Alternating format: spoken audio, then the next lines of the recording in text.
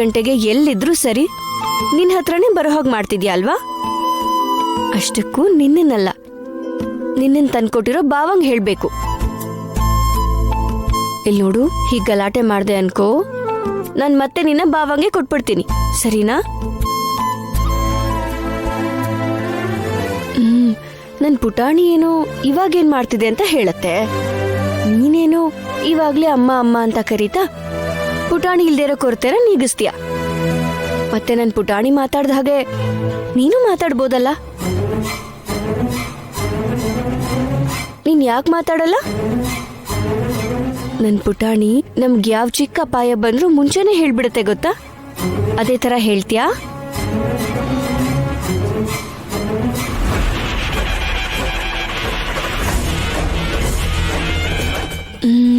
ನನ್ ಪುಟಾಣಿ ರಾತ್ರಿ ಬೆಳ್ದಿಂಗ್ಲಿದ್ದಾಗ ಮಾತ್ರ ಮಾತಾಡತ್ತೆ, ಹಗ್ಲೊತ್ ನೀನ್ ಮಾತಾಡ್ಬೋದಲ್ವಾ? ಅಮ್ಮ,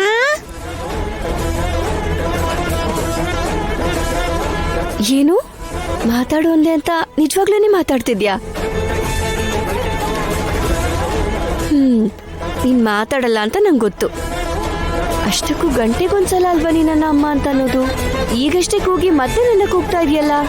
ನಾನಮ್ಮ ನಿನ್ ಪುಟಾಣಿ, ಬೊಂಬೆ ಅಲ್ಲ. ಪುಟಾಣಿ ನೀನಾ? ನೀನ್ ಇವಾಗ ಮಾತಾಡ್ತಿದ್ಯಲ್ಲ, ಹೇಗೆ? ಅದ್ ಆಮೇಲೆ ಹೇಳ್ತೀನಮ್ಮ, ಇವಾಗ ಅಪಾಯ ಬರ್ತಾ ಇದೆ, ಅದ್ರ ಬಗ್ಗೆ ಯೋಚಿಸು. ಅಪಾಯನಾ? ಅಪಾಯ ಅಂತಿದ್ಯಲ್ಲ ಪುಟಾಣಿ, ಯಾರಿಗೆ? ಅಪ್ಪಂಗಮ್ಮ, ಅಪಾಯ ಬರೋದಿದೆ, ಕಾಪಾಡಮ್ಮ. ಅಪಾಯನಾ? ಏನಪಾಯ?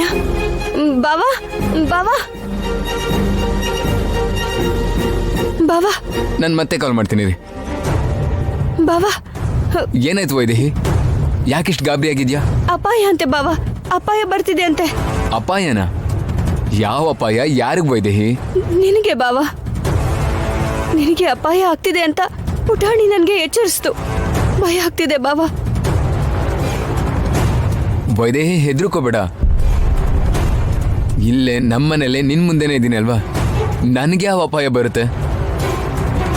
ಗೊತ್ತಿಲ್ಲ ಬಾವಾ, ಗುರುಗಳು ಯಾರಿಗೇನಾಗುತ್ತೋ ಗೊತ್ತಿಲ್ಲ ಅಂತ ಹೇಳಿದ್ರು. ಇವಾಗ ಪುಟಾಣಿ ಅಪಾಯ ನಿನಗೆ ಅಂತ ಹೇಳ್ತು.